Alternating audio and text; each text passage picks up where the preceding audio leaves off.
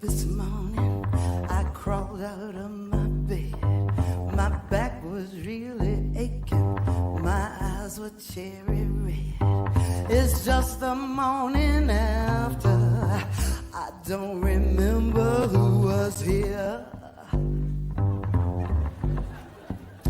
I'll eat a slice of that cold pizza and wash it down with warm beer. I got that not so fresh feeling from my head down to my toes. I think I had a good time. Heaven only knows it's just the morning after. Lord, it's funky up in here. Help me now, yeah. I'll eat a slice of cold pizza and wash it down with warm beer. Yeah, you got it now, hey.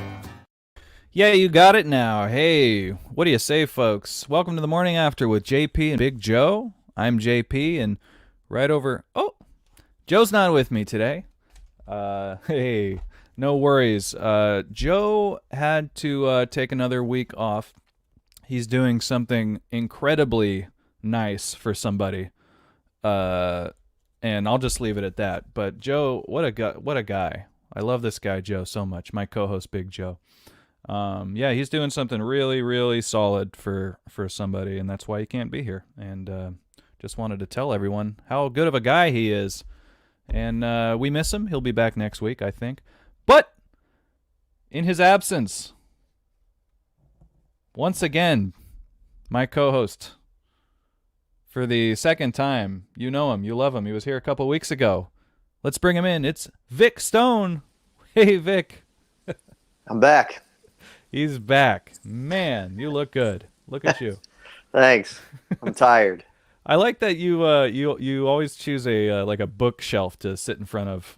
Yeah, you know, I was trying to do the last time that you actually interviewed me and I wasn't a co-host. I tried to use my classic CD backdrop, but the connection was bad, so I moved.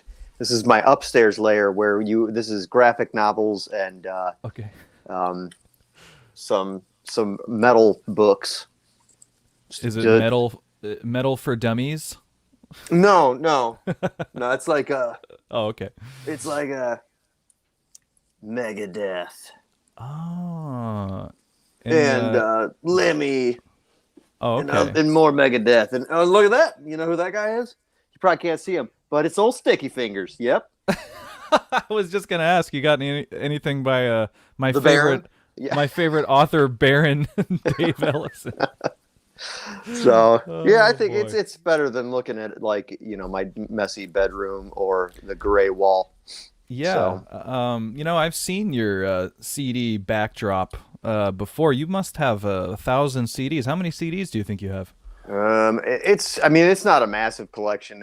Yes, it is. It's for some people. I know people who have collections that dwarf mine, but okay. I think I'm pushing maybe 2,000 at this point, close to 2,000 at this point.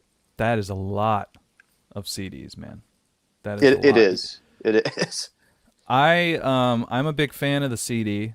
Like I don't buy things digitally. If I can buy a CD, I will. Because the CD has a digital copy right there in the disc. Right. No? Right, correct. Well, I was thinking about that today. For some reason, I don't know why my mind wandered to, formats. And I was thinking about cassettes. A lot of people hate cassettes, and I get it.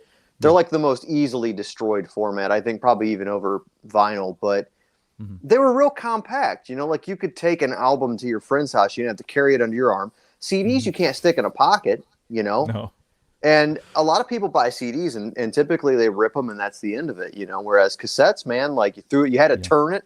I think a format that you have to physically like stand up to get to the other half of the format. I think those are superior listening formats because it forces you to stay attentive.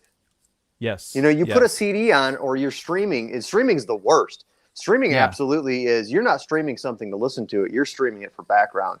And that's true. Even with a CD, at some point you're going to have to get up and either hit play again or change it out. But a format that like gives you 6 songs and then you gotta get up and flip it over, that's gonna make you listen a little bit closer. I think. Now again, people put records on for background music and everything else, but it's easier to focus on those formats that force your hand after only so many songs versus ones that are, just a CD versus streaming, which is no breaks. Yeah. All your favorite songs you want to hear. And it kind of, I don't know, it kind of cheapens the experience. It kind of lessens.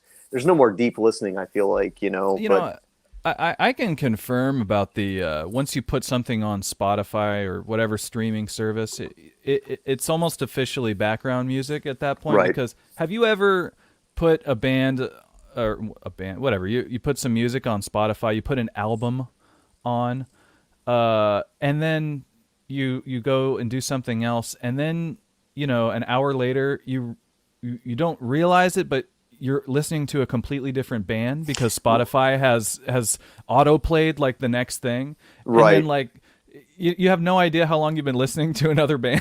Right. Yeah. I mean, I pick up usually. See, I have free Spotify. I'm a cheapie. I had premium one time, so like with free, I don't think you can listen to albums. I think it's just like just straight up playlist. Maybe there's some feature or shuffle I'm too old and stupid to know how to figure out, but.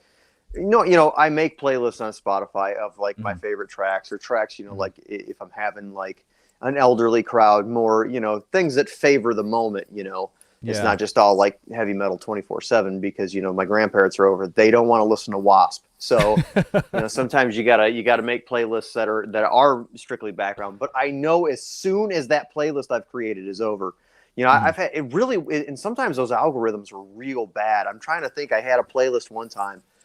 And it ended, and it was like based on what you're listening to, Spotify added songs to your playlist, and it was not anything close to the playlist, which makes no sense to me. Come on, man. The algorithms aren't that stupid. They should have figured out that, like, no, Adele doesn't fit on my Cannibal Corpse playlist. Like, it was really bad. It wasn't that in particular, but it was that extreme. I was like, what is this? I did not add this song, and it's nothing like what I was listening to.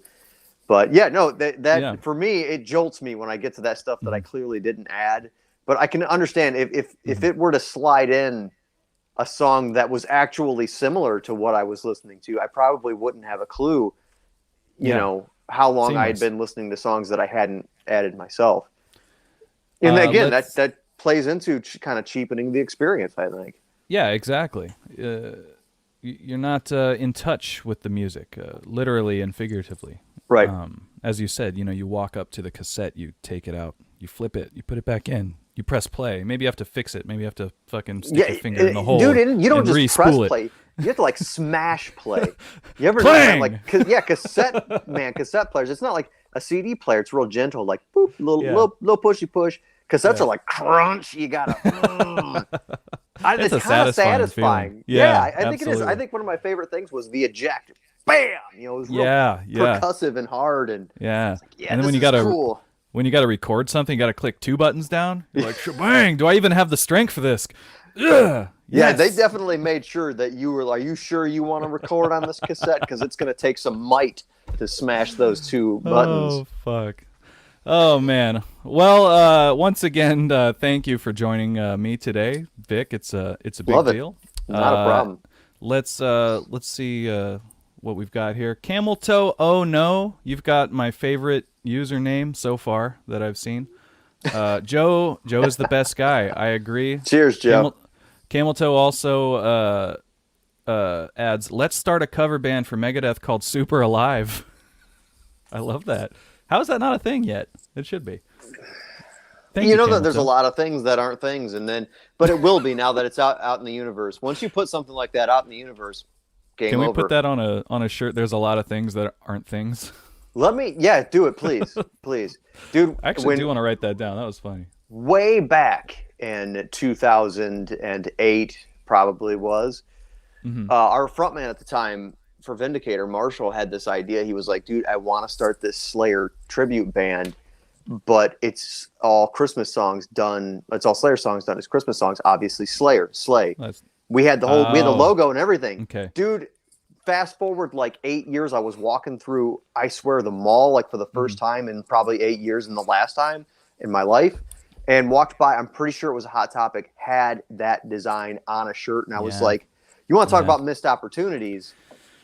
Yeah, you know, it's like when it feels like a joke writes itself, it's probably already been written. Yeah. You know what I mean? Right, yeah. Slayer, that is a beer too, right? I forget the name. I think it's done. There actually are cover bands doing that now, doing that exact idea. You know? Yeah. Yeah, man, that's it was a shame. Could have got on the cusp of that.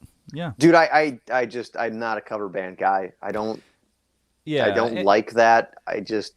And it's one of those things too. Like, are we really gonna do this? Like, the idea is funny, but are we actually gonna follow through with this? I mean, do you think that's pretentious of me to be like, and like, I just don't. I'm not a tribute band, cover band guy. I'll see them once in a while, and I think that people have good motives for doing them. Sometimes they're just doing them for fun, you know. But, dude, I can't bring myself to do it yet.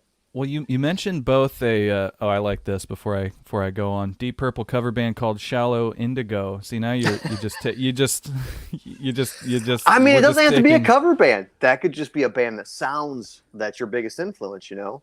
True. It's like a nod to Deep Purple. My brother's got this band. He hasn't released it yet, and I don't care if I'm not allowed to talk about it. I totally am, and it's real weird. My little brother Jesse.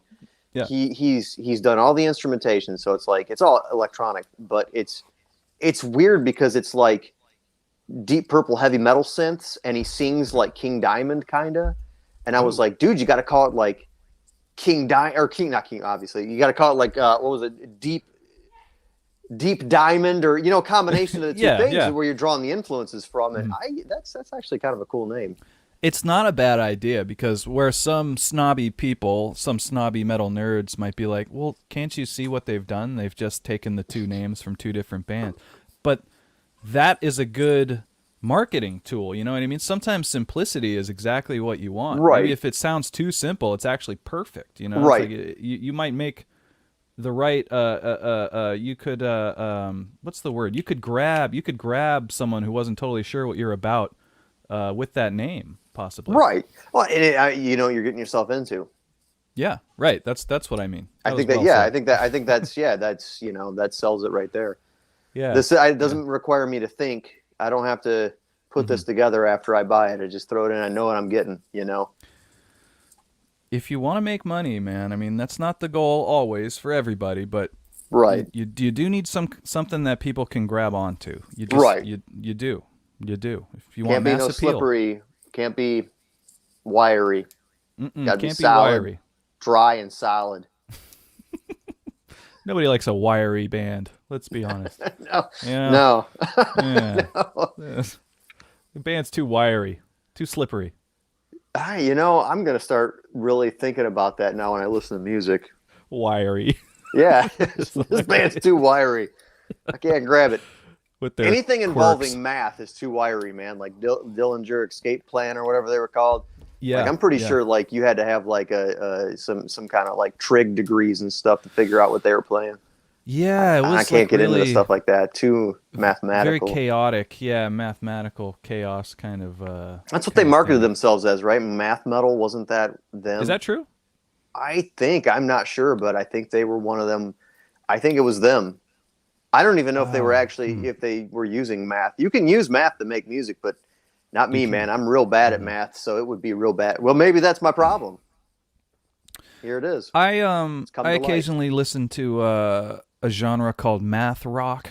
Occasionally, very technical, sort of different time signatures and stuff like that. I don't pretend to understand it, but I do like to listen to it. Like I don't know what time signature they're in at all times. I'm not that jazzy. That's how I feel about jazz. That's how I feel about jazz. I don't know what's going on, but I like it. Yeah. Okay. Well, then we're on the same page there. Yeah, I feel that. Yeah. The classic, you don't hate jazz, you fear jazz and its lack of boundaries. I love that quote so much. Man. Anytime I would play something that was real bad on stage, like during warm-up or something, I'd be like, it's jazz. It would be really bad stuff. Like just real dumb, incoherent stuff. Yeah. I actually like jazz now, though. I mean, but I think there's probably some like dark back alleys of jazz that I'm just not touching. Right. I like I like basic jazz. Like jazz to me is like I love Peanuts music, man. Okay.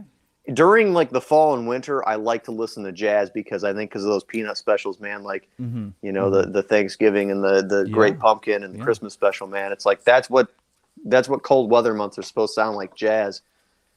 Do you bust out the Peanuts specials around the holidays? Absolutely. Having kids, it's a necessity to own those and watch them, during each particular holiday. So, yep, that's we have certain holiday films and traditions. Like we watch all the Harry Potter films around late fall, early winter. I'm in the middle of that right now. Have I told you that? Have we talked about this? I don't think we have. I'm right in the middle of watching for the first time the Harry Potter movies. Really? Yeah, I know. I'm literally 20 years late on these, but I'm in the right now. I actually kind of fell asleep, not because it was a bad movie, but I was just a very tired boy. But I was watching The Prisoner of Azkaban. We're on the third one right now, and I fucking love these movies. I can't wait to finish them. It's not. I understand why people. It's not for everybody, But I love, my favorite films are sci-fi and fantasy films and horror films. So the blending of all of them or whatever. But I find myself drawn to those more than dramas and just straight up fictions and comedies. Man, I prefer those. So it's fun for me. Like I like a lot of those kind of movies. So when we were able to, I think we snagged it. My wife and I snagged the box set when it was real cheap, because I think they were doing they were moving them out because the Blu-rays were coming in. So scored all 8 films, super affordable, and it was so we watch them well, right now I didn't dig the films out because it's they're streaming on, I think they're on HBO, and they are, since we have that streaming platform, it's just don't have to dig through the DVD boxes to get them out, so I'll just watch them here. But that's one of the traditions. We also watch all of the Hobbit and Lord of the Rings films around springtime. That's another thing we do. Okay. So absolutely though. Peanuts, all of those films. I think there's 4 of them, isn't there? Is that right? I know the pumpkin, just the Great Pumpkin, and then the Christmas one. I don't remember. I know there's a Thanksgiving one. Okay. And there might be an Easter one, but I don't know, or some random other one. Yeah, I got a box set of those, man. Because old guy with his physical formats. Back to that. I was gonna say, man, you old with these peanuts specials. Busting them out. My mom did that. My mom would bust out all the peanut specials. I liked them just fine, but I think she loved them, so she'd always put them on. Oh yeah, man. It's tradition. I feel like, and ain't nothing wrong with that. You start your own traditions, do whatever you want, but that one's been passed down, at least for people our age. It's just been passed down for a while. Start your own traditions. I like that. Yeah, man. You don't know if they're going to catch on, though. Yeah, sometimes they don't feel right. Yeah. I mean, you could try it, but you won't really know if it caught on for generations, and you'll be dead by then. Yeah, right. And what fun is that? Was it worth the effort? No. You just wasted your time. You could have done something cooler. Oh fuck, that's great, man. Hey, you know what? I should have asked this at the top of the show. Are you okay, man, with all those tornadoes flying around the? Oh yeah, man. It was windy here, but we didn't get what they got, down in Kentucky. Okay. So that was about 4 or 5 hours south of us. Okay, my stepdad lives in Kentucky, and I was really worried about him, and then I realized Ohio sits right on top of Kentucky, doesn't it? Geographically, it's just right to the north. No? Yeah. Okay, but you guys didn't get any of that. Yep, correct. Yep, I was too far north. We still got shitty wind. I had to go. We had to stand up our blow mold snowman 27 times, but that was the worst of it for us. Okay, good. No, they definitely got hit down there. Yeah. That was. I know a lot of people down there. I have family down there, and I think they all fared well, but it did some damage. Messed up, man. I hate that. I hate wind. Wind is the only element I just want to punch in the throat. I hate it. You can feel it, but you cannot see it. So if you feel a breeze coming, you just punch towards that breeze, and you did it, man. I don't think it's going to work, and I'll just look like an idiot. It's just going to make me look worse. Really show me. Yeah, wind does kind of suck. As a skateboarder, trying to skate into the wind was always a pain in the ass. Nobody likes wind. I can believe that. I you could go see one that being way, a problem. but the other way, not so much. Tailwind, great, yeah. Yes, exactly. So Vic, of course, if you guys don't know, he's front man and main man of the group Vindicator. The reviews are coming in. They're glowing, aren't they? Oh, so much glow. Yeah, there was So a lot much. of. You shared a review. Now I love this. I want bands to do more of this. Vic was like, "Hey, read this terrible review of my band's new record." I really want bands to do this more. What caused you to share this potentially embarrassing review? I don't know. I like to see what other people think. Mm-hmm. And as an entertainer, obviously, you're first and foremost, you're a fan and you're an artist, but as an entertainer, you do want, some of that. I don't know. I'm lacking the word here. You do want people to like what you've done, in layman's terms, and getting other people's takes, especially on reviews. That's not the worst review I've ever had of a band that I've done.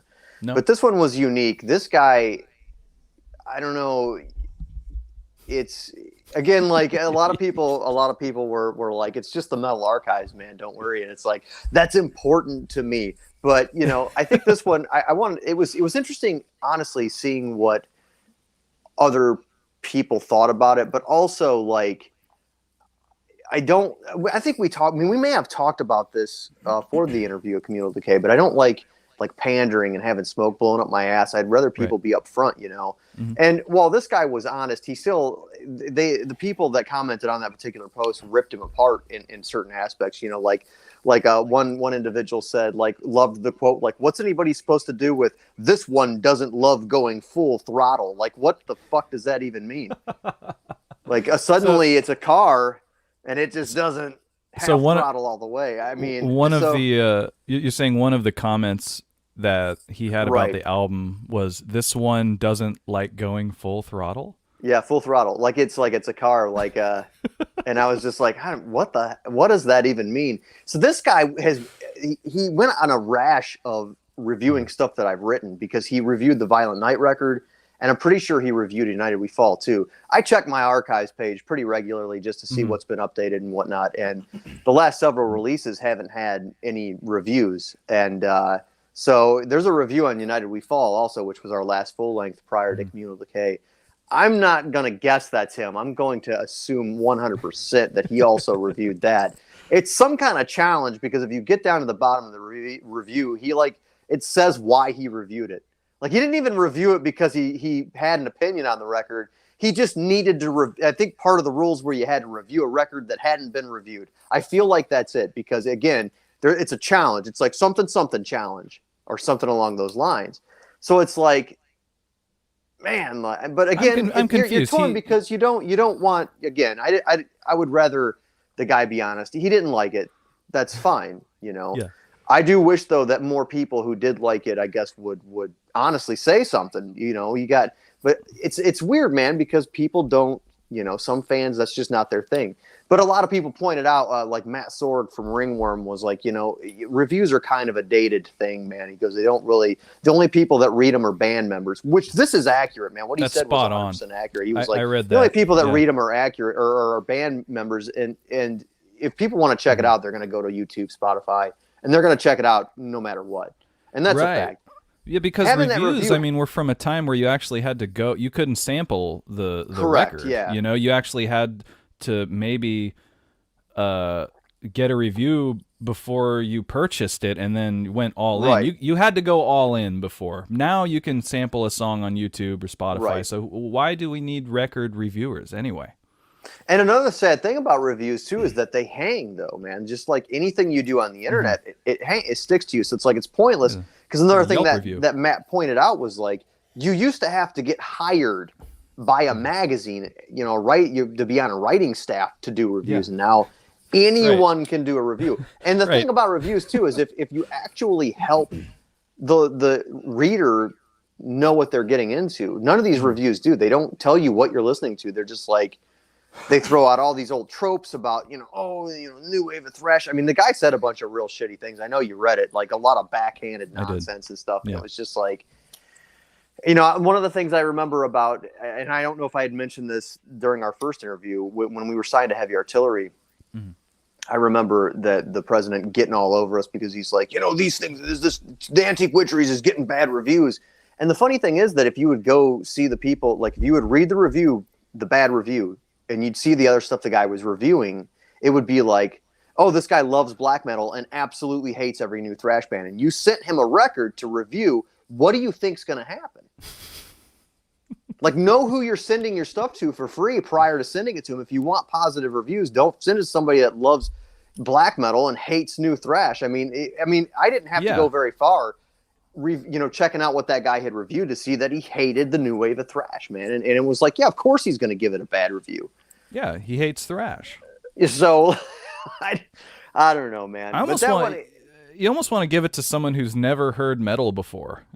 You know what I mean? Just right. What's your opinion of this? Because if they love thrash, then they might be too stoked on. They might be like too excited about it. If they hate thrash, they're gonna hate it no matter what. So what are you supposed to do?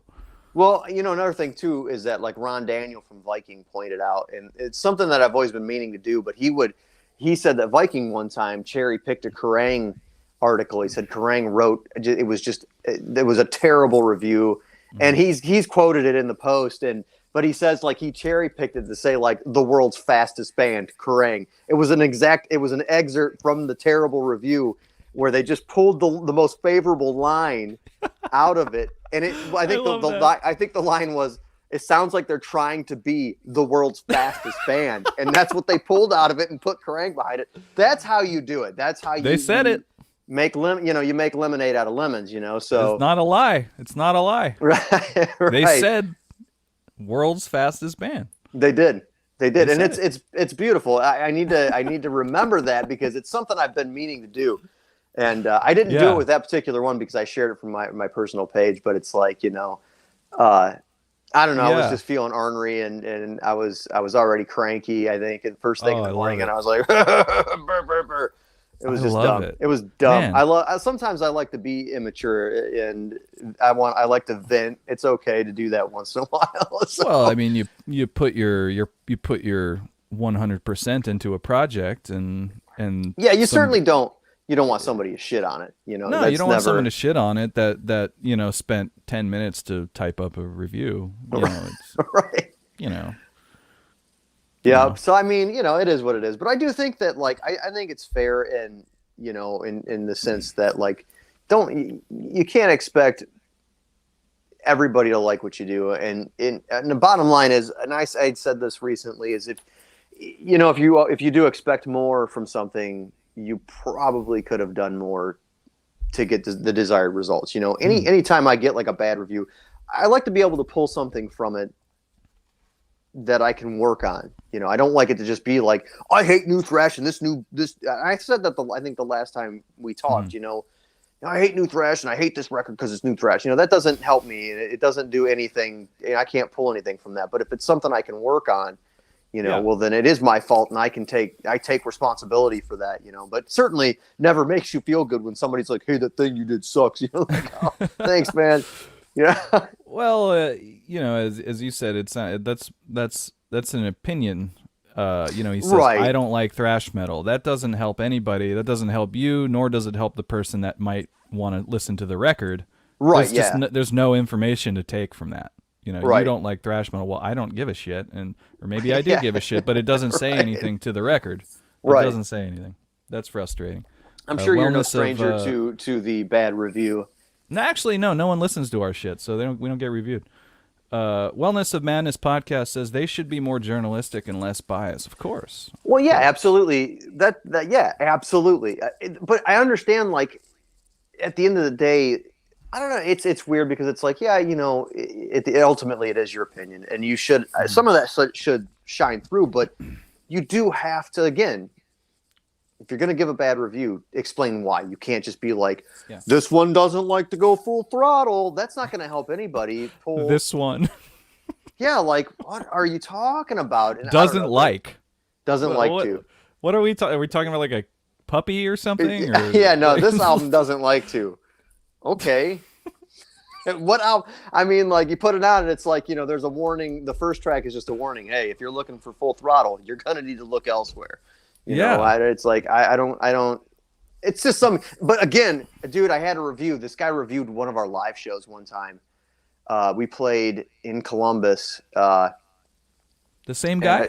No, this is a different guy. Oh, okay. Just his handle was Metal Angel, I'm pretty sure. Was his name Angel or something? This. No, it wasn't. And this guy reviewed our live show. And dude, he gave us like an 80%, which is great. But then if you read the review, it's just cutting us down left and right. It was the most confusing thing. And he thought he was being real clever because he tried to put us down using our song titles. It was, oh my gosh, it was a riot, man. I was like, is this guy for real? Like, he gave us a good percentage, but then is only talking shit about the live show. And he's trying to talk shit. He thinks he's being real clever by using old song titles in his cut downs. It was horrible. It was ridiculous. But it was worth a laugh. I hate that. He was using your guys' song titles. Yeah, Vindicator song titles to cut us down.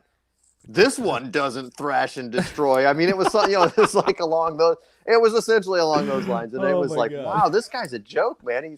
And it just was a terrible review. He didn't explain why he didn't like us and why he gave us an 80% and hated us. And he just used song titles. It was dumb. It was dumb. I'd sooner eat a bowl of spiders. Mm-hmm. It was the wrong album. Yeah, that's essentially. Yeah, that's essentially that's what he was doing. I mean, that's what he was doing, and it was like, wow, this is ridiculous. This is horrendous.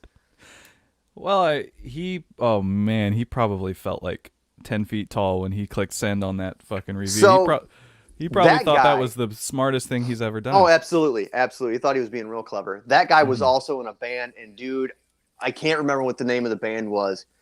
I wish you could. It was like, it was like Baby Pig Fat. It was really stupid. The band name was real dumb. They sounded terrible. And I'm not just saying that because, he gave me a bad review. No, like, I listened to it and I was like, this is awful.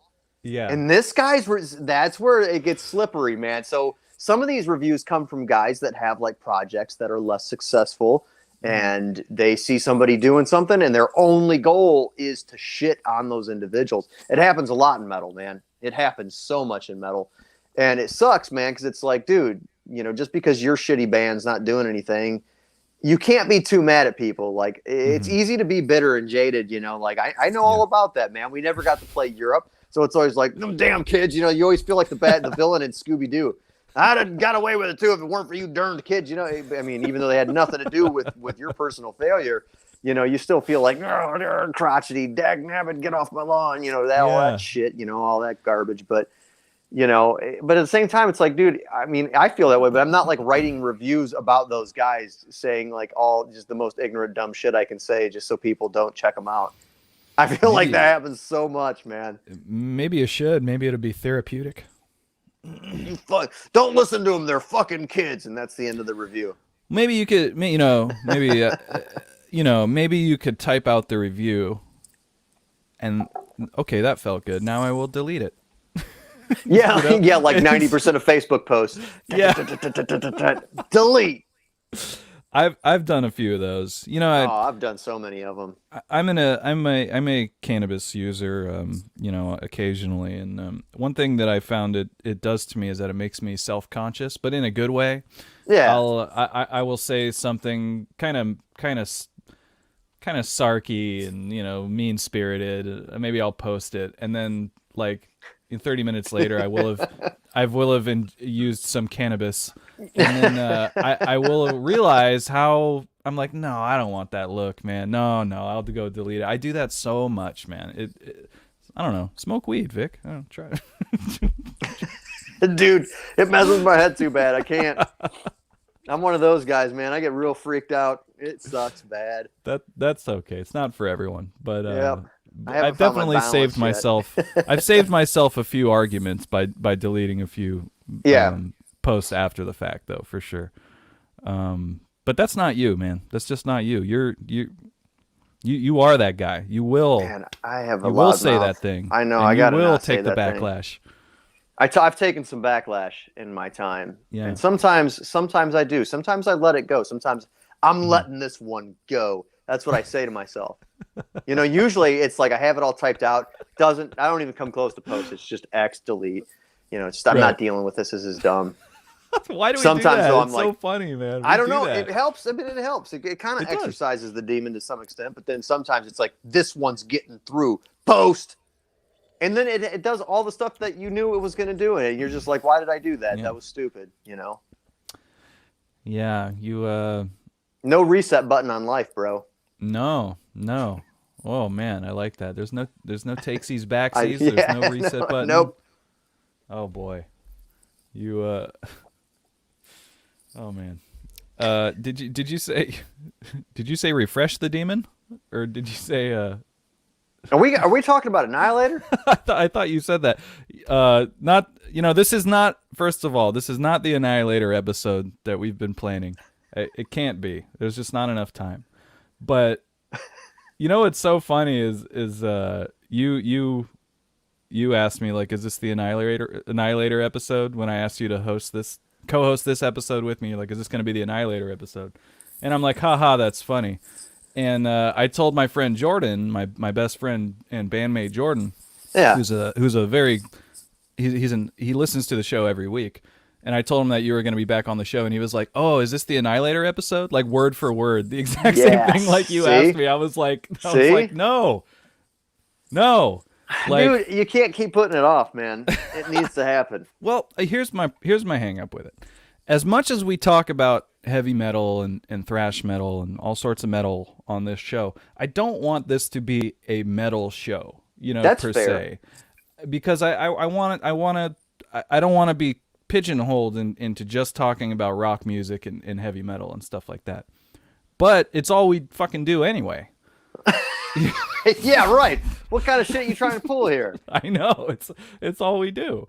So I mean, one episode though, specifically, obviously for Annihilator, yeah, it's not gonna hurt, just one. I mean, is anyone gonna listen to it besides us on the replay? Jeff Waters. Jeff Waters. I would He love will. that. He Jeff Waters.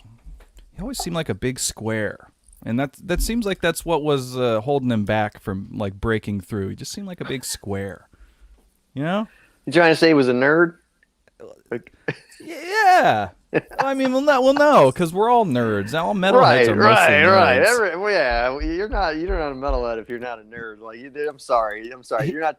Don't try to be too cool. You're a fucking nerd. Just accept You're right. it. You're spot on. Jeff Watt, you think he'd come on the show? I feel like he'd come on the show. You don't think he would? Mm-mm. How positive are you? Why? About 100%. I don't know, man. I follow his personal page and Annihilator's page. They're both managed by him, obviously. And yeah, he doesn't do too many interviews. It seems like. I don't know if he's just real. I mean, yeah. I always thought it was because no one's asking him. I don't think so, man. I mean, he portrays himself as being real busy. I don't know the guy's schedule. Maybe he is super busy. He's got that super nice studio over in England and Water Sound. Is that Yep. Water Sound? Is that Water that's in Sound England? Studios? Yeah, man. He lives in England now. I know always that. Thought from he just following lived his in personal Canada. account. He did, and then I think maybe his wife's from England. I don't know. They both live there now, but they do a lot of gigs out there too, right? They don't play. Yeah, in it's America easier at all. access to Europe. Annihilator does more in Europe than anywhere else, so that I get that. It's the same reason Chris Holmes moved out to Scandinavia because he's able to make a living being Chris Holmes in that area. It makes sense, easier access. So I get it. Yeah. But he always seems busy. But it's like, come on, man. You post like 800 times a day. If you just didn't post for 1 hour, you could do an interview. I don't know, but you don't see too many interviews with the guy. I don't know what that is. I don't know what the deal with that is. But it would be awesome because I think he's an interesting person. He seems kind of weird, but I don't mind that. I'm fascinated with his gear and the dude wrote untouchable riffs for like at least 20 years. So Absolutely. I mean, maybe not 20. I forget. They got a late start, so maybe 15 years, 12 in there. That's true. Yeah, they kind of jumped in like right as thrash was going away, right? Yeah, Like that's Hell what came out in like '89 kind of that's thing. the yeah. Allison Hell was 88, I think, and 88. that's the problem. That's Yeah. why they didn't have traction, dude. They came out, dude. Another thing is too though that he didn't fit into the classic keep it simple stupid like algorithm. Like people. No. Talk about wiry bands. Annihilator came out and they're doing all this real fucking crazy weird shit. Like do Brain Dance, like those riffs on Brain Dance. What the hell is going on? I love that song, and it's just Brain wow. Dance, the final track on their third album, Set the World on Fire. Yeah, dude, like wow, man, that's some wild shit. A lot of people don't like that. They don't want that. They just want, I think the tech thrash stuff scared a lot of people. When the Big Four came out, dude, they weren't playing anything real. They were like AC/DC, but faster or harder. You know what I mean? It was It was simple. They kept it simple, and I think that's why it caught with a lot of. I mean, that's why AC/DC is still around today. You're not talking complex there, man. I can play AC/DC drums. It's like the only drum beat I can play. You're right. Drums that are on AC/DC songs, and it's a format. It's just like give me that AC/DC. Just fucking give it to me. Yeah, it's real simple. It's easy to grab. It's dry. It's hard. Bam. Right it's back dry to that. It's hard. Dry and hard.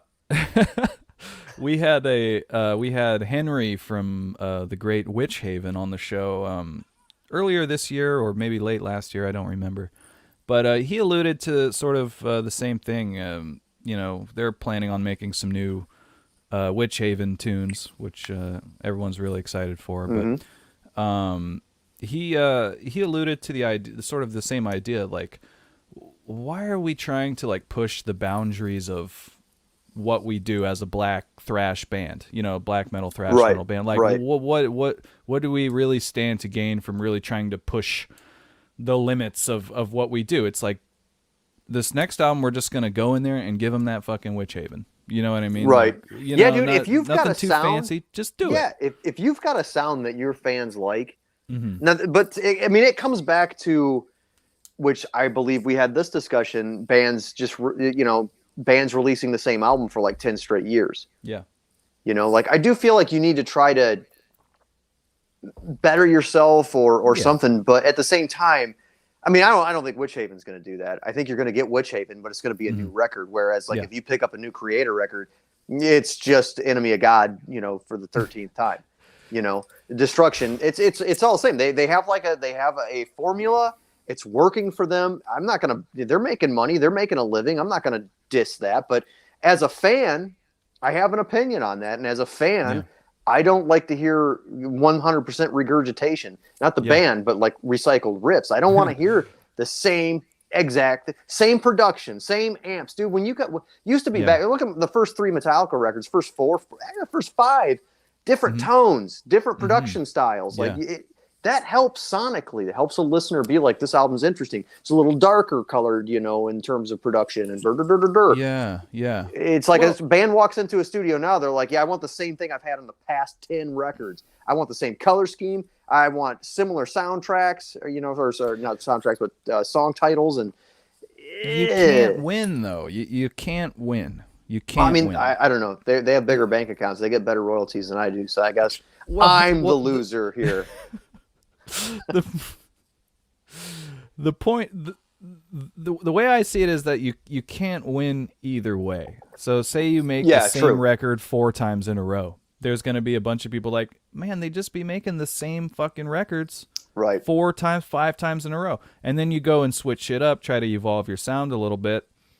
People are going to be like, I don't know. I don't like this new. I just wish they. I wish they just kind of just stayed the way they were. Yeah, it's hard. It's hard being an artist, man. It's definitely not anything fun. I would hate. I used to hate that stuff too. I would. Whatever my favorite band is, or their new album doesn't sound like their first 3 albums or whatever, and I'd be like, why can't they sound like they did on their first or second album? But as a musician myself, fuck that. Like, oh my God, like I don't want to write riffs that sound like the riffs I made, like 8 years ago, 9 years ago, 10 years ago. I want to do new shit. Right. You A lot of win. people, there are two very distinct camps. I mean, one of the reasons I like Megadeth is because they seem to respect their fans' opinion. They, that's the ones paying them. So I always thought Dave Mustaine was pretty in touch with that, because it was like, I like Risk. A lot of people hate it, but had some good songs on it. Yeah, I mean, Crush it's a pop rock record. Yeah, certainly isn't, but there's still some good riffs and stuff on there. But people hated it. So what did he do? He did The World Needs a Hero, and that kind of changed the feel of the songwriting. He was dialing it back, but then he did Blackmail the Universe, and that was like where people wanted him to get back to like real cool Megadeth riffs, because I believe that United Abominations through 13, I love those albums as much as I love, Rust in Peace and Countdown to Extinction. I love those records, man. I think they're great. So Absolutely. I think that bands surprisingly great. I thought. Yeah, those and dude, that guy's too. not recycling riffs. I mean, he started to a little bit. Yeah, there's a few I can pick out, but it wasn't so like awful. Like, oh, that's just that same thing again for the 30th time. Like it was artsy, and he doesn't do it a lot, but. And then, like I said, they did Super Collider. What a stinker that was. Well, Dystopia wasn't anything like that. Once again, he was like, well, that one didn't work out. So let's, so I don't mind a band trying something new and it's not working or whatever. But those bands are also so huge that it doesn't matter if they release a stinker. Their fans are all buying it, and no one's crying to the bank. No one's crying all the way to the bank, man. You really gave the best example of a band that, has been able to navigate those waters, because like you said, they had a whole bunch of, after Megadeth made their resurgence or whatever in 2004 or whatever that year was, when they came out with The System Has Failed. I sort of look at that record. The System Has Failed, not Blackmail the Universe. That was a song on it, right? Right. I look at that album and you do too, it seems, as their turning point, where they kind of came back into the world of metal. Ever since then, they've been making really fucking good albums, but they sound both state of the art, but they sound like Megadeth as well. Right. Do you think that's because of like the sort of rotating cast of musicians, maybe guitar players and drummers and stuff, to sort of give it a new sound, yet still kind of sounds like Dave Mustaine Megadeth kind of thing? I think that Dave is one of the most creative individuals in thrash, in metal. The guy is a cache of riffs. It's ridiculous. He's like his own Pharaoh's tomb of riffs. I don't know. I don't put it on the other guitar players at all. I mean, he controls that band with an iron fist. You're not playing something Dave Mustaine doesn't want you to play. You're not. If he gives you creative liberties, it's because he said you could, not because you came up with an idea. Yeah. He doesn't want to hear ideas that he didn't say you could do. I get that vibe. And whatever, man. He will literally record a solo over your solo. Just to, right. He did it to Marty. It works. Yeah. I think that I am, when I first listened to Dystopia, the production on that record kind of disappointed me. That one out of all of them sounds the most sterile, because you had touched on state of the art. You're right. He utilizes a lot of cutting edge tech. They all do. But I don't know, that one to me, they said he had the throat surgery. So, cause his voice was kind of funny on it. I thought, I mean, a lot of people think he sounds funny anyways, but I thought Dave Mustaine from United Abominations to even Super Collider, he had a great voice, man. His voice was more powerful than any of the previous years. I think he sounded best on Endgame through 13. Fucking Endgame is amazing. Or not Endgame, I'm sorry. United Abominations through 13. I love those 3 records. I absolutely love them. I think that, like I said, vocally he was on top of his game then. I mean, I don't know. He sounded cool on Cryptic Writing and stuff. I don't know. He just sounded awesome on those 3 records for some reason. He came out of the first several Megadeth albums. sinusy and kind of snarly and whatever. You got Dave Mustaine. I don't know. I sound like the guy, so whatever. But I guess, I don't know. He started sounding real cool, man, on like Countdown, and he just got cooler. And then, I don't know, he had that surgery. Now he kind of sounds not the same. It's weird. I don't know what happened there, but that's what they said about that. But yeah, man, he definitely. No, I don't think so. Why are you dissing my show, man? Dude, I don't know, man. I just don't think these guys are going to come on the show. You got to get a hold of like management, and I'm not deluded, Vic. I know. I'm not. I try. I'm not saying you shouldn't try, because you should. You know try. Nardwar, right? You know the interviewer Nardwar. No. Oh man, I'm gonna change your life after this. After the show, I'm gonna send you Nardwar. But anyway, he's a Canadian interviewer who sort of puts on a really annoying gimmick when the cameras turn on. And he's like an insanely good interviewer. Like he does a ridiculous amount of research, so much so that every time he's interviewing someone, he'll ask him a question. They'll be like, "How the fuck do you know that? Like, how the fuck do you know that?" He did a TED Talk, and he was saying like, "How did I get an interview with Snoop Dogg? How did I get an interview with whatever? Because I asked." And I'm like, "That's genius." Yeah, no. What's stopping me? What's the worst case scenario, dude? Some of the clients, or that's not the word I'm looking for. Not clients. Some of the guests that Heavy Metal Horror has had has shocked me, to be honest. Here's a podcast that came out of nowhere and just hitting these individuals up, and they love it. I mean, the Swedish doom metal band Sorcerer's been on several times. They're reoccurring guests. They come back to the show because they enjoy being on it. Like, who are we? Those guys are signed by Metal Blade. And I know a lot of people, whatever, but that's still an achievement. It's still an accomplishment. They're very well known. They've played some massive gigs. They're on those European festivals that myself, I'm like, I just want to be an opening band on one of those deals, I mean, they've done a lot. They've been around for a long time. And it's like these guys they're coming back to the show numerous times to be part of our shenanigans. And that's awesome. And that's all it was we asked, We can do this then. So yeah, you send out a thing, you ask, and worst case scenario, they don't get back with you or they say no. I mean, if it equated to like, if you ask me to be on your show, I am totally going to hack your bank account. All right, then I probably would say don't ask, but no, that's not what's going to happen. Is that common? I don't think so. Okay. But I think I'm going to start saying that when people ask me to be interviewed. I'm hacking your bank account. You got hacked for asking. Click this link. Oh, fuck. We get a lot of click this links on our show. Don't click those links, man. Don't ever do it. But they're real tasty looking. They're like make money, earn followers fast, and I'm like, oh, those are the ones you get. I want that. Mine are always like make your penis 3 inches longer. Yeah. You don't click those? I mean, I want to. They just seem sketchy. Yeah, I mean, none of them have worked, but I still click because maybe one day, you never know. You don't want to, this is something Big Joe says, you don't want to quit 10 minutes before the miracle happens. Yeah, how can you know unless you try? Exactly. Oh, boy. I'm surprised you don't click those, man. We're all curious,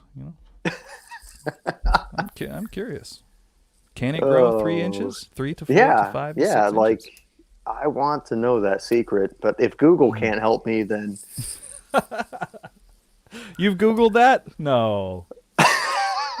The things I have Googled. The government, man, loves me. They think I'm hilarious. This fucking joker. What's he Googling now? The FBI agent watching you just constantly like, oh, God. I feel like it's probably like, you ever seen Cabin in the Woods? No. Oh, great horror film. I absolutely love it. It's a modern horror film. It's one of the few modern horror films I really enjoy. Very creative, very well written. I don't want to break this down for you because I feel like it'll take too long. It's The Cabin in the Woods. There's an organization that's making these sacrifices happen, and it's amazing. I'm really bad at trying to spell this plot out, but there's an organization, and like they watch from like a compound underneath the cabin. These people get brutally murdered, but they take polls. They have a poll, like got a whiteboard. Who's gonna win who they gonna summon? And the people in the cabin go through a rigmarole where if they pick up a certain item or something, it activates what's going to kill them. And I think redneck zombies is what wins in the film. There's like mer people and all kinds of other weird, great horror movie. You love horror movies. That's my review of the film. So that's why I can't review stuff. How did we get? What is the connection now? I've forgotten how we got here. It was the FBI pool. Like Okay. What's Oh, he that gonna was it. Google? Okay. What's he gonna Google search today? And they put the money on there. Pardon I almost me, didn't remember that. I almost forgot myself. I derail conversation. I'm a master derailer. Here's my fiance here, Wellness of Madness podcast. It's one of my favorites. We saw it, JP. She says I've Dude, seen it. come on, man. How do you remember not that. remember? This is such a good movie, man. I don't remember. You just wanted me to look bad. That's what it was. The sabotage episode. That's what we're doing now. Oh my God. Oh no, I don't remember that. I don't believe her. It's one of my favorites. We saw it. No, Dude, it's good. It's really good. Yeah, horror movies, they don't grab me. I watch them sometimes, but they're not my it's not my first choice. I get it, man. I understand. Yeah.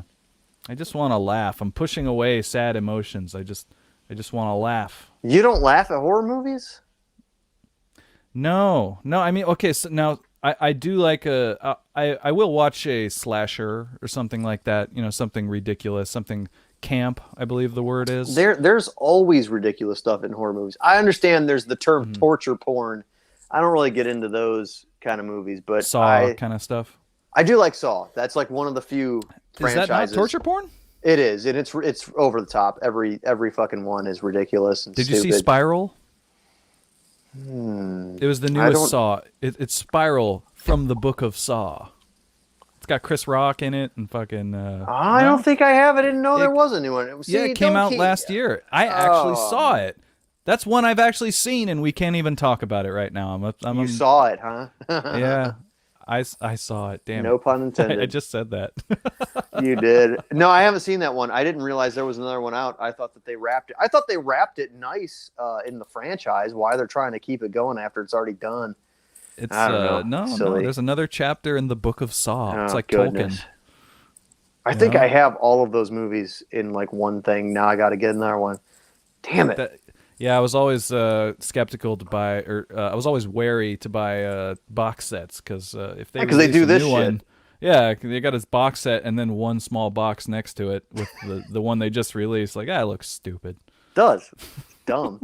Hey, I hate that. It's not aesthetically pleasing.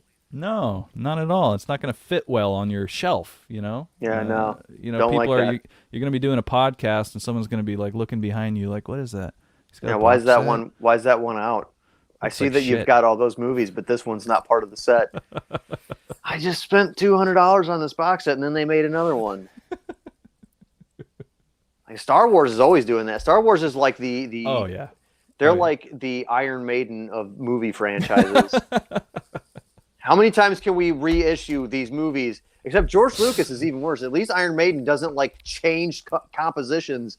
Like George Lucas is always like, this one we're gonna make Luke say this, ha ha ha. So, you know, yeah, he's sadistic, man. He's exactly. evil, dude. That was bad. the word, sadistic. Yeah, he takes pleasure in altering the universe in a way that upsets his entire fan base. Dude, nobody likes it. He does it every time. It's great. I almost love that about him. You know, he's like, he probably thinks it's hilarious. I believe that. totally. You know, What a dick. I giveth and I can taketh away, motherfucker. Here, What a Lucas dick. Ranch, motherfucker. Disney's not going to be pulling that shit anymore. Disney's not going to do that anymore. They're going to keep reissuing stuff, but they're going to be like, "What do you guys want?" Yeah, because true. that's. Yeah. Do you enjoy Star Wars? Are you a Star Wars guy? I love it. Okay. I So how do also you feel love about Star these Trek. newer ones? Yeah. Oh well, what are we talking? Movies? We talking shows? Yeah, the movies. No. You know, I liked what J.J. Abrams brought. I do like that he got back into practical effects. I appreciated that. I think it's kind of sad that one of the writers was like, we didn't have anywhere to go pull from, and Timothy Zahn's written like amazing novels that followed the original storyline perfectly, and they acted like they didn't have any any inspiration to draw from. But And were they basically were they retold the Lucas exact same approved? stories. Were No, I those think they book- were. Yeah, I believe they Oh, are. they were? But I could be wrong. I could be wrong. Okay. But I'm pretty sure Timothy Zahn's were respected, considered canon. I don't know. Everything's so messed up now. Marvel and its multiverse is all over the place, including Star Wars. So you never know what's canon now and what's not. But yeah, I don't know. They just retold the exact same story. That's all they did, and it's just kind of sad. I thought that it could have been a lot better. Now I still like them. I still think there's some cinematic beauty in some of those scenes are fantastic, but there's a lot of stuff that's just like this is rehash. This is regurgitation. I like that we can come back to themes on this show. Yeah. We bring it full circle. You're especially good at that, I've noticed. I'm weird, man. I'm a weird guy. I don't try to do those things. Now, I will say that I absolutely loved the CGI cartoons. I think that the Clone Wars were fantastic. I haven't watched The Bad Batch because I didn't really care for the spinoff that was in the final season of Clone Wars. And I loved The Mandalorian. I thought the Mandalorian, that's where Star Wars should have been the whole time. People loved it. I watched like an episode and a half, and I just never went back to it. Really? I don't know what my problem is, man. I don't like shit. Well, you don't like stuff, then yeah. But I like guy Star Wars. I like I've watched the originals, the Star Wars. Some people don't get out of that though, man. I know a lot of people that are original.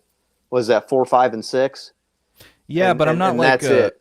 I'm not like I don't have like a firm stance on anything. You know what I mean? Like those are the ones I've seen. Right. And I tried to watch The Mandalorian. I don't know. It just didn't grab me. I don't think I'm a true Star Wars fan. That's okay though. Don't be down on yourself. I love it, and I'm gonna watch. We're excited for Book of Boba in this house, and I'll be keeping my eyes peeled for the Ahsoka spinoff, and I'm ready. I'm ready for all that stuff because that's the realm of Star Wars I like. The new movies. Mm-hmm. I don't know, man. They had a lot of opportunity to do a lot of cool stuff, and they just didn't. And it kind of, for me, it kind of cheapened it and made it a little silly. But there's still some good stuff you can pull from. There's still some decent stuff in there. But I was in a band called Zombie Holocaust, and I think I've heard of that band. Maybe. Yeah, I was in that band for 10 years, and their Zombie Holocaust's biggest song was called Boba Fett. I think I recall you talking about this song on one of the last 2 episodes and how some other band did it and you guys quit doing it. Yeah, Joe's other band, Fog of War, did Boba Fett, and then we, as you mentioned, yes, we played that song a lot less from that point on. It just wasn't as good. Did you guys write it? Yeah. Well, I didn't, but Nick and the members of Zombie Holocaust, before my arrival, wrote that song. Fun song, great song to play. But man, was Fog of War paying you guys royalties, or did they get licensed it? They just stole that song from you. Yeah, basically. Oh, man, I mean, you guys are better. You guys are making plagiarism sound real nice. Well, it was a trade. It was a trade. I'm messing, Joe. You're not gonna watch this show anyways. Fuck it. No. I know. No, it was a trade. We did one of their songs poorly, and then they did one of our songs really well. But the point is, I was in this band that was sort of like their biggest song was about Star Wars, and Nick is a huge Star Wars guy, and I felt pressure to like know about Star Wars, but like I didn't know shit about Star Wars, and like I'm playing this Boba Fett song every night. There's a word in the metal community for people poser. Like you. Yeah. It's poser. Sorry, man. Oh boy, I love it. All right, dude. I am a fucking poser, straight up, dude. Through and through. No, through and through. I'll admit it. I'm not. I appreciate that you own it. We're all posers, Vic. You are too. Yeah, we all are. It doesn't matter our attitudes or whatever. We're all we're all wearing costumes, from fucking the 80s, and it's my face is a costume, man. From the 80s. It's a bad one. I need a new one. It's real so tired, pudgy. we've never seen what you look like, really. Then you've been Dude, wearing. you don't want to. You ever heard about Medusa? Yeah, man. You see these bags under my eyes. Yeah, Your shit's turning to stone. Medusa. What was the story? She'd like turn your dick to stone It was you looked at her? amongst other things, your entire body, but yeah, was it. that was part of it. That But was yeah, it. man, nothing will make you more sad than to look into my basset hound eyes. I don't sleep, man. I don't sleep well at all, so I have to wear shades during interviews. It's not because my future is so bright. It's because my sleep time is so bleak. I thought that was your honest. style, man. The sunglasses inside. It's a necessity. So it is. I've incorporated it into part of my style. But the only people who see my eyes are my family and very close friends. No one else, man. I've seen your big eyes. I've seen those. Have you? Yes, I sure. Yeah, I have. guess. Of I have course band photos where I don't Of course, have. I have. There are pictures on the internet. There was a time in my life when my eyes weren't so sad, and you can find pictures of that. When I met you in 2010, you were not wearing glasses. Yeah, I didn't wear sunglasses back then. Yeah, yeah. There you go. I had a more healthy, youthful, good sleep eyes. Here's my fiance saying, "Vic, I want to help you sleep." It sounds like she's gonna try to fuck your brains out or something. Dude, help me! Help me. Vic, I want to help you sleep. Help me sleep. You could probably teach me how to lose weight, and I got my man tube around me from beer. Your man tube. I need to. Yeah, I got to get rid of my man tube. I don't know. Right. That's not a good term. For that. Stop talking about your Let's man edit tube that one out. with Let's my edit that one fucking out. fiance. Yeah, well, she does guided meditation. She does yoga. She does high intensity interval training. She is a certified nutritionist. She does a lot of stuff in this I know. field. All you from should the comfort hit her of up. your home. I've seen That's the right. commercials. Thank you. The ads. Yeah, we'll get to What do you the call ad. that? We'll get to the The ad, the drop. No, it absolutely sounds amazing. Because I'm tired all the time. You know, we'll link you up with Coach Lore, see if she can get you on a good sleep. Why do you think you have trouble sleeping? Is it the fatherhood or? Well, a lot of it has to do with the mattress firm mattress that I have that has been designed to murder me. I think that I'm pretty sure that they're time travelers and that I'm going to do something good in the future, but not if mattress firm can. So I don't know. You guys have those stores out there? Yeah, we do. They just popped up out of nowhere, and all of a sudden they're- there's like thousands of them. They're awful. Their mattresses are awful. Sarah and I went to get a mattress, and they have the memory foam mattresses, and that's where we wanted to go. And like next to them, they give you the kind of the diagram, and it's like the firm mattress was like more restful sleep for back pain, and we're like, oh, obviously we want to sleep deeper and longer and not have back pain. That's the one. No, that thing is it's death in a mattress, dude. I'm comfortable for like 5 minutes, and then So I wake up mattress and is too toss firm. and turn now. That's what when I toss and turn now, I actually wake up and move. I You used have to a just mattress toss and that's turn. too firm, is what you're saying. Mattress Death should be the name of that company. Well, no, quite literally, not the name of the company, but your mattress is too hard. Yeah, my is mattress what is you're too trying- firm, is what I'm trying to say.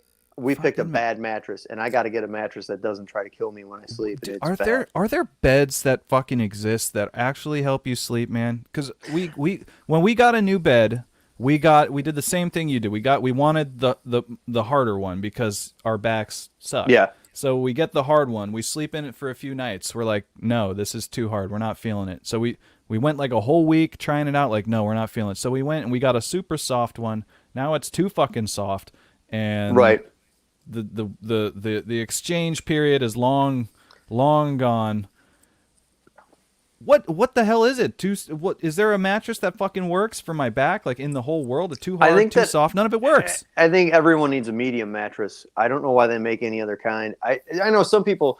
My wife does like a firmer mattress. She sleeps better on them, but it's like, dude, I don't sleep at all on them. Like, and the exchange is I get to flip around like a fish out of water and wake her up in her restful sleep because I just won't stop moving because it's just miserable for me. And Are you a tummy sleeper? Or I'm a side sleeper. and a Okay. stomach sleeper, and you can only sleep on your back on this mattress, and it does not Right. suit me well. And I also read that, I don't know if this is accurate, but I read that it can take you up to a year to get used to a new mattress. Up to a year. Well, I've had this thing for like 2 years at this point, and nope, it's not getting better. It's awful. It's getting worse. And we have a cheap frame for it. And we slept on it for maybe like 6 months, and now every piece of that frame squeaks when you move. So it hurts to sleep, and it also sounds the alarm when you move. So Oh it's my just, Lord. it's just bad news. Vic, It's man, just a bad news. You ever spend the night on the couch just for a vacation? I have a cot sometimes I sleep on, and Wow. also just don't sleep on that. I just don't sleep. Just, it's overrated. All right. No, it's not, Vic. Come on, man. Let's get you some good sleep. Okay, I'm We'll- also we'll- so old now that I can't like drink myself into a stupor and just pass out. I only sleep for like 2 hours, and I wake up like You should have sweating. never been and- doing that, Vic. Come on, man. I mean, I don't do that. You know, that's not like a normal thing that I do. But I'm just saying, like, you know, sometimes when I go to bed and I've had too many, I'm like, oh, I'm gonna sleep great. Nope, you sleep for like 2 hours and you wake up sweating and being like, nah, I'm hungover. What's going on? I want to sleep through this. Dude, it sucks. Getting old sucks, man. And part of it is just getting old. You know, like it's just part of the thing. It's the name of the game. Like, oh, you're in the you don't sleep well phase of your life. Yeah, you know? could just be that. It could just be blaming the mattress for no reason. Maybe it's just No, as it you does said, suck. You're in that It's period. definitely it sucks. It's the mattress. That's a big part of it for sure. Oh shit! All right. Well, hey, off the air, I'll get you Coach Laura's information. See if she can help you out with that. She is. If anyone can, she can. I believe it. Yeah. Let's see here. Well, I don't think we have another couple hours to talk about Annihilator. So, Dude, you better pencil that one in. It's got to happen soon. maybe it'll be a standalone special. Or Yeah, like something, I'm you know? good with that. Like I'm good. I don't have to be here on Monday. I can be here on any. Like you guys were talking about doing a pop-up show that one time, Right. and I'll tell you, I think that you got to change. Like the intro, you got to use an Annihilator song so Jeff can sue you. All of it, all that stuff. He's Maybe an not gonna sue you. Annihilator sound-alike song or something. Yeah, Oh, yes. Yeah, because I don't want to get in trouble with a water sound. Water love it. sound law I love firm. Man, The pop-up I'm- Annihilator episode. Yeah, we'll have to do that because I'm really fighting back so many urges to talk about Annihilator right now. I love it. There's so Sign me like up I for could that one. I could talk about Annihilator for days. They're I know, one I of the could most too. frustrating bands. I love them and I hate them, but I more love. want this conversation. I want this to happen. Man. We can't talk about this. Spend half the show talking about how it has to happen. Like it has to. All right, it's gonna happen. All right, we'll set a day and then we'll make this video so 2 people can watch it. Mm-hmm. You and me, and Right. and Jordan, my best friend Jordan. He's just as big as Annihilator fan as me. In fact, he's the one that really, he's the one that did the hard work and bought all CDs. You know what I mean? Because I had the first 3, and I have Alice in Hell on all formats. really Yes. vinyl. Vinyl, cassette, and CD, baby. That's incredible. That's incredible. See, that's the one to have on all formats. But Jordan went and bought all those crazy ones in the 90s Annihilator albums in the Yes. early 2000s and stuff like that. So I've heard everything that Annihilator has released because of Jordan. So thank you, Jordan, for jumping on the grenade, so to speak, and paying money for fucking Remains. Dude, those actually, no, I think yeah. I bought Remains. I think I bought Remains used. Okay. Okay. Those no, were stop. CDC or not CDC, CMC. What's the label those came out on? CMC International or something? I don't know. I haven't looked at it. It's in- like a in real at weird label. least Yeah, 10 man. years. King of the Kill and Remains came out on that. On Oh, those yeah, King of two. the Kill. Forgot about that one. Yeah. in That's what 94? Refresh the Demon's on, right? No, Refresh the Demon came after King of the Kill. That's right. It was Yeah, King of the Kill, Refresh the Demon, Remains. All came. It was like CMC International, I think. Yeah. They were real hard to find, man. They were real hard to get. Man. Okay, stop. Okay, Yeah. it's going down. Annihilator standalone special. Look for it in the next month. It's coming out. And we'll try to get Jeff Waters on the show because you gotta ask because you don't get shit unless you ask. The squeaky wheel gets the grease. Okay. Yeah. My Maybe voice needs the grease, according to that review. Yeah. Yeah. What was the word he used? He said something about his vocals don't suck, but they're not good. I mean, that was the gist of it. That thing was littered with backhanded compliments. Like the dude shits on us for having, and this is their fourth lead player in his mini albums. Like we were making the decisions. Like, no, sorry, dude. It's modern times. People don't get fired from bands anymore. They usually leave of their own accord, and then you have to replace them. That's what it's like being in a band now. As a fourth lead player in his mini records. Yeah, we didn't make that decision. Like, maybe that's what he was implying, though. He's like, maybe like this guy can't hold down a fucking lead player because they keep quitting. Because this guy I just don't sucks. think so. That's what it was. It's like a personal attack. He's like, nobody wants to deal with this guy Vic, so he can't hold a damn lead player. Dude, I've always been like very conscious of that. Like, oh my, this has to look terrible. You know, like if anybody's actually researching, which I'm guessing no one is, but I mean, if you're really doing your homework, it's like, damn, man, we've had so many lead players. Like that's the one position that just we can't hammer down. And dude, that's not because I'm an asshole. I wish it were, and I could just be like, well, I need to change, and maybe I'd keep some of these guys around. No, these guys are just like quitting and going and doing other things because, it's not paying the bills. You know, like it's not doing it for them, and it sucks for us, you know. But if we want to keep doing it, we have to have a good lead player because we've unfortunately set ourselves up for such. You know, you can't just have people trying to come in and trying to play them James J. LaRue licks. Like dude's a fucking robot. Like how the hell, you know? So we were fortunate to find Billy, who can actually handle that stuff. Billy kills it on this album, dude. Billy absolutely murdered that album. He is one. He loves James, so like that's one of his biggest influences. So we lucked out. Billy was a fan. Did I ever tell you that? You did, yeah. You went through the story when we interviewed he was you a few fan. months ago. He was you've like never a little, met him in real life, which is crazy. He was like a little kid when he bought the Antique Witcheries. He was like 12 or some shit. That is fucking awesome, dude. It's adorable. I love that. But man, that guy got good at guitar, man. That fool is. He's only getting better, dude. Tasty. He's gonna he's gonna do something with himself, and I mean. You know, not trying to cut myself down, but it ain't going to be for me. Like that his trajectory is up. I'm happy to be a stepping stone along that dude's career. Cause I mean, that dude's going to do something. Oh, he might be able to help you in the future. He might be able to pull you I up hope so. with him. I hope so. Be nice to everybody, Vic. That's what you got to do, man. Dude, it is. You never know. You never know when Metallica's going to come along and cover your song and buy you a house with the royalties. Yeah, fucking Diamond Head. Right? That was Diamond Head? Mm-hmm. Yep. Yeah. Wow, man, never thought of it that way. Some band that you might hate, they might cover your song because they like you. Right. And you really don't have any control over that. Nope. Hey, you're not supposed to like my band. And then they do, and then they end up being very famous, and then they cover your song, and then you are rolling in it, Vic. I mean, I would like to be able to, you know, buy a few comic books and some pizza every month. That would be great. Yeah. That's all I'm asking for. Maybe start a Patreon page or something. Yeah, right. Yeah, I don't think anyone wants to pay me to exist. You know, don't think that I haven't thought about like, wow, these guys are making good money on Patreon, and what can you offer? Nothing. So that's the one's not going to do it. That's the thing. You do have to provide something for them. But I do think it's funny on Patreon pages. They'll be like, they'll have two tiers of Patreon member. I don't know what the correct terminology is for someone who's a patron. Anyway, that sounded good. Let's go with that.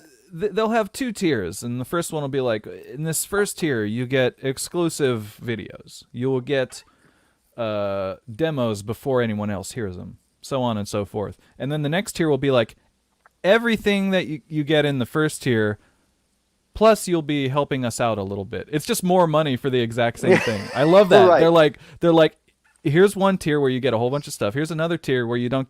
It's more money. You don't get anything else but virtual high five. Yeah, it's a virtual high five. You'll be supporting us. I love that. I think it's cute as hell. Dude, a lot of people hate that stuff, and I think it's genius. Especially for a band, if you're operating that band like that thing, like it's a fan club, I think that's great. Yeah. I mean, dude, yeah. I've got. It is really the new fan club of dude, it is the modern day, right? If you've not seen, check out Lords of the Trident on Patreon, and the frontman of that band is a genius, man. I mean, dude, they make so much money from their Patreon.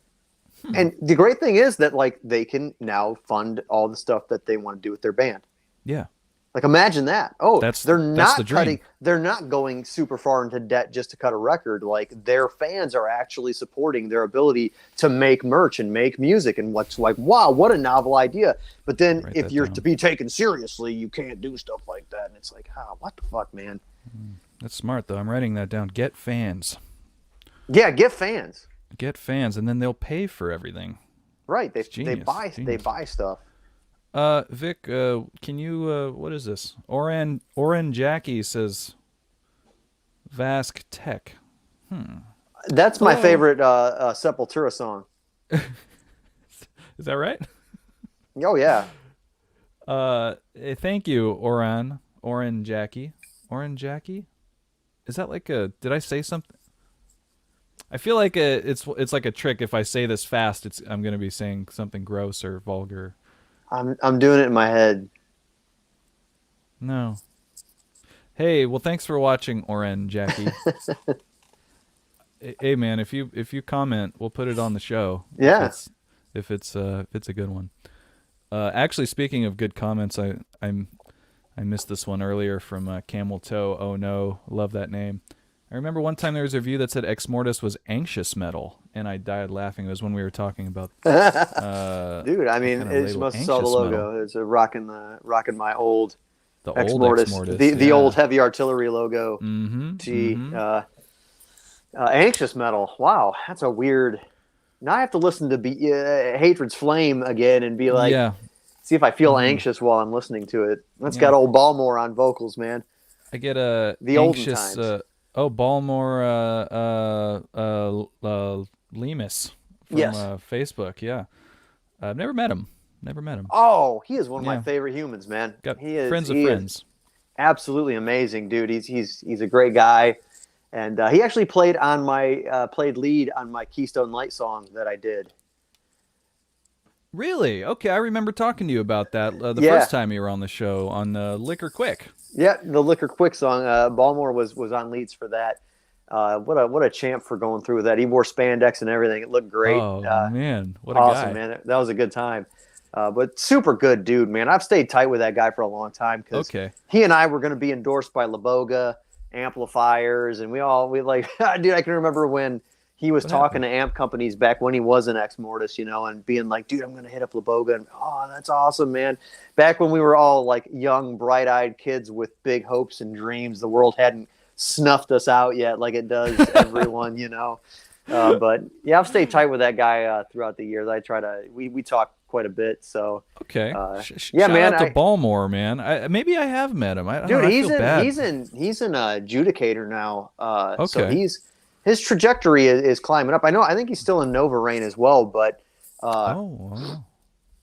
he's on to doing more stuff, and I appreciate that's good, man. I like seeing people, I like seeing people make it, especially the people that I know. I'm happy for people when they get onto the bigger things, unless I don't know you, and then I scowl and shake my fist. I was gonna say that doesn't sound like the Vic I know. That's only friends are real.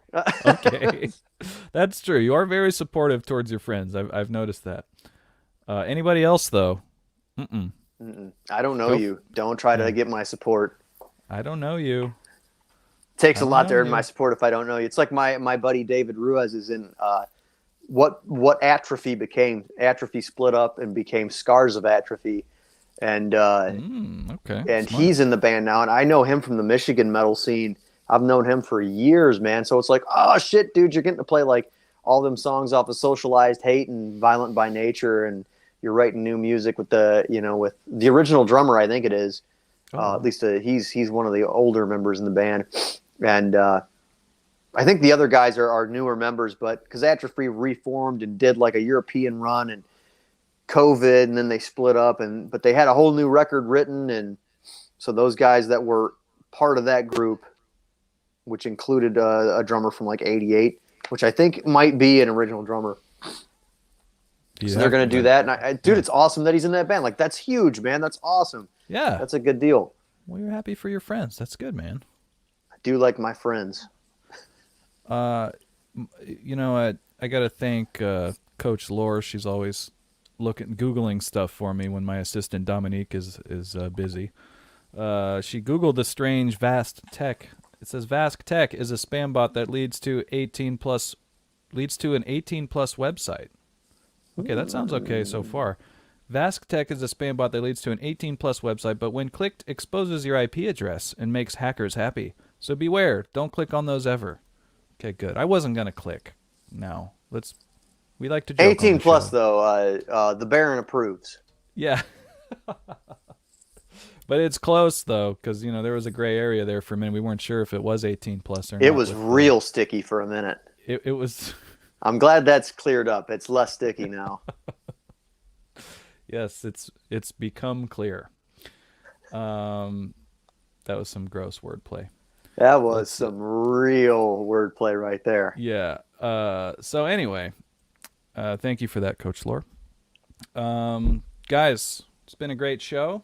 What do you say we wrap it up, Vic? That's up to you. I will literally talk for another hour. Oh, I know you would. Dude, I don't shut up. I don't know why you had me on the show. People are going to be like, don't have him on the show. His mouth doesn't shut. Vic, that's exactly why I have you on the show. I can't do this by myself for an hour and a half. Are you kidding me? I need somebody else to talk. I did one show by myself. It was a nightmare.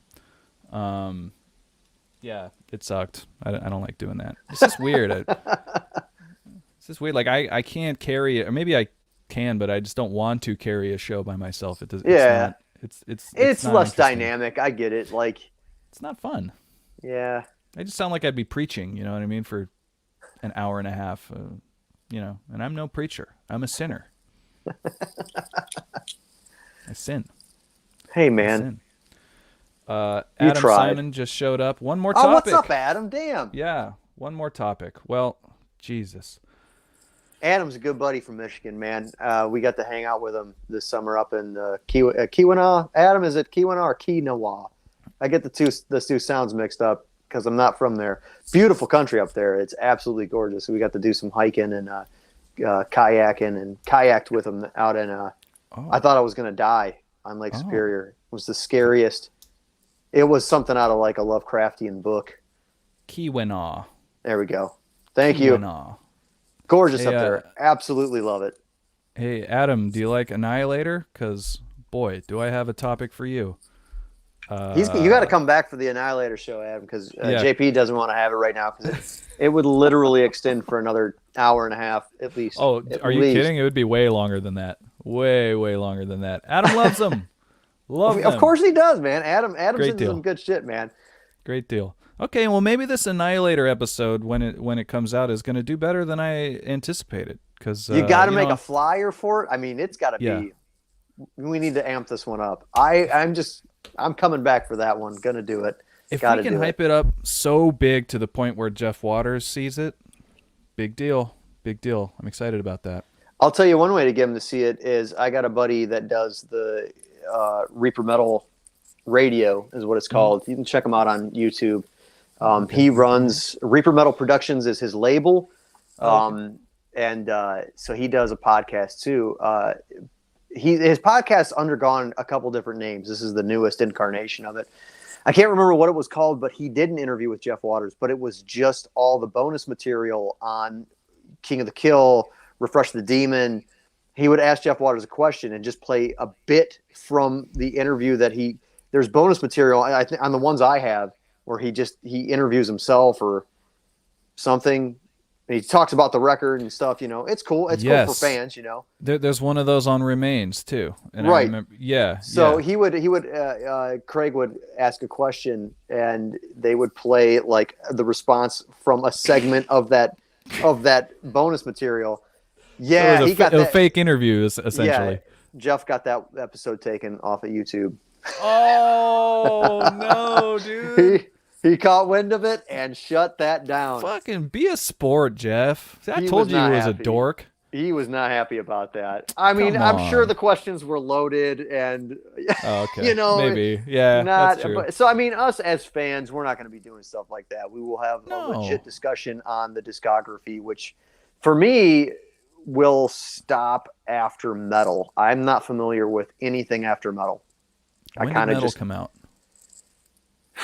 Before the double digits of the 2000s, so it was like 2000, late 2008, 9. I think maybe 10, maybe.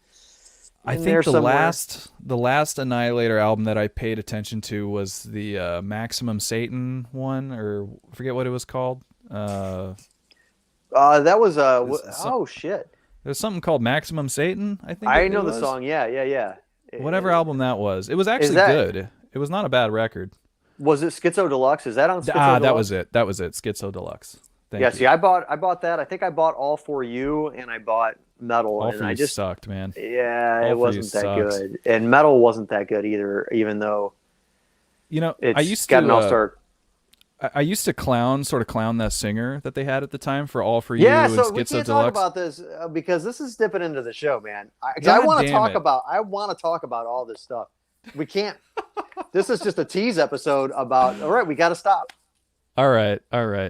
Fuck, you're right. All right, let's wrap it up, and then we'll schedule this Annihilator. This is becoming a big thing. I like Adam's a suggestion here. Make an event page. That's actually genius. I don't do that for anything. The Annihilator episode. I love it. Yes. That is like, who's gonna show up? Will you show up? Yes, no, or maybe. Okay. Yes. Don't click maybe. Don't fuck with me. Just click no if you mean no. They should just eliminate maybe. No, you're either there or you're not. Maybe's a no. If they click maybe, it's a fucking no. There's no way. Right. It's not like if you're thinking about it now, you're on the fence now. You're not gonna say yes later. You're gonna say no later. Right. Okay. Right. Good point. It's easier to save to your Google Calendar. Oh yeah. Wise. Adam, thank you for coming on to the show and helping me. It's happening. Adam just solidified why we have to do the Annihilator episode. So and he's producing the episode damn near. Yeah, right. I love this. So anyway, yeah, we'll schedule this thing. Let's see here, folks. If you hadn't noticed, Vic has been my gracious co-host for this episode. Please follow him on Instagram at @Vic_. Let me try again. At @Vic_Stone. Follow him. If you don't want people to follow you, Vic, sorry. It's okay. Check out Vindicator at Vindicator Metal. The new album Communal Decay is out. It's available to purchase at vindicator.bandcamp.com. That is the link. That's Vindicator.bandcamp.com. Check it out. Write a review for it. It doesn't have to be good. It can doesn't be bad. have to be bad. It doesn't have to be. Yeah. Long. I left a comment on your post, and I said normalize posting bad reviews, and I stick with it. If your band has a bad review, post that shit. Come on, let me see it. Yeah. Vic did it. We like your reviews. Yes. So please, anyway, check out Communal Decay. You can get it at vindicator.bandcamp.com. I got it in my car currently. It fucking cranks, and that's why I like CDs.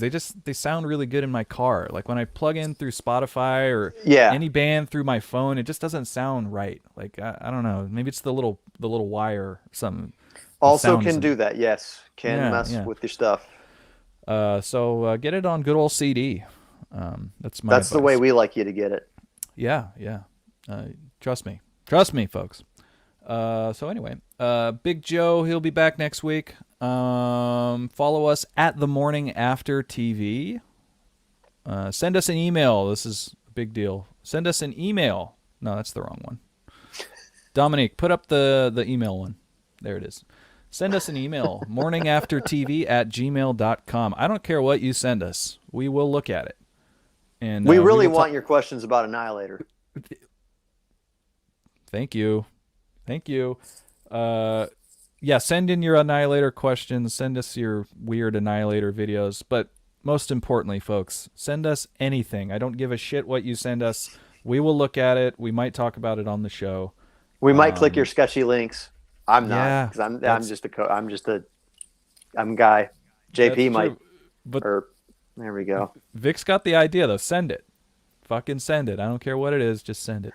Today's episode sponsored by Trilogy brand medicated beef jerky. Trilogy 123 beef jerky. Vic, what is your favorite flavor of Trilogy brand medicated beef jerky? I like. They sent you a box, right?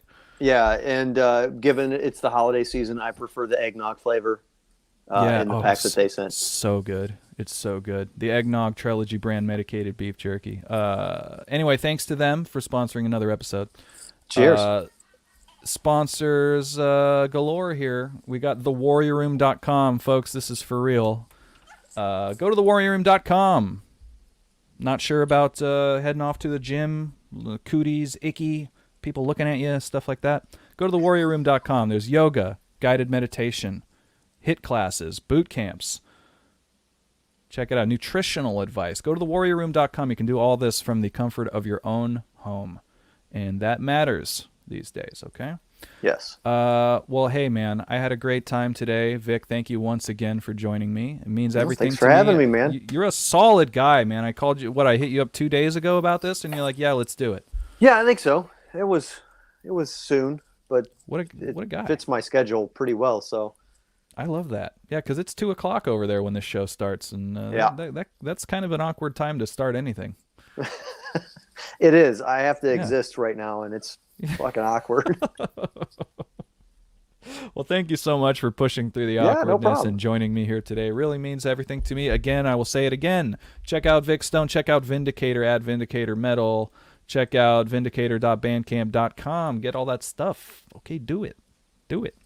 And that's going to be it for the morning after today. Thank you, everyone that joined us. And Adam, thank you for joining us late. I really appreciate that. He says, glad I caught your show. I'll keep an eye out for future ones. That means a lot to me. That really does mean a lot. Thank you. The shows are usually pretty good. Pretty good. I gotta say. Pretty good. pretty good. But we'll keep everyone posted on this Annihilator episode. It's going to be a big fucking deal when it comes out. All right? I'm going to make it a big fucking deal. It's going to be fucking huge. It's going to be massive. Very girthy. Very girthy. Mm-hmm. Yeah. Very hard, very dry. Very hard, dry, girthy, wide, very sturdy thick. Show it's going to be. Mm-hmm. So thick. Mm-hmm. You spell that the regular way or with 2 C's? Both for this one. Both. Nobody does that. That's amazing. Both. Both. I love that. Guys, it's going to be thick in both ways. But no, seriously, guys, thank you so much for joining us today. Thank you for joining us live. Also, for you folks that are watching on the replay via YouTube, I really appreciate that. That means you went and it means you sought us out. Fuck, makes my heart warm, man. I really appreciate that. So thank you, guys. And let's wrap it up. Vic, is there anything else you wanted to plug or talk about before we say goodbye? Be cool to each other. Check out Heavy Metal Horror Podcast. That's Heavy Metal Horror Podcast. You can find them on Facebook and YouTube. And, if you like music that involves me, you can check out numerous bands. I do have a Spotify playlist that I like to push. That's my new thing. I made a playlist because people don't know who I am. It's called Who the Fuck is Vic Stown? But I did put an asterisk where the U goes in case there's a child looking at your screen and can't spell the word fuck. So if you want to hear the things that I do, that's one of the best ways to do it. It's on Spotify. I know like 99.9% of you have or use Spotify. Mm-hmm. Who the fuck is Vic Stown? I've never looked up a playlist, so I don't know how you do that, but that's what the playlist is called. Go give it a listen. Give it a share.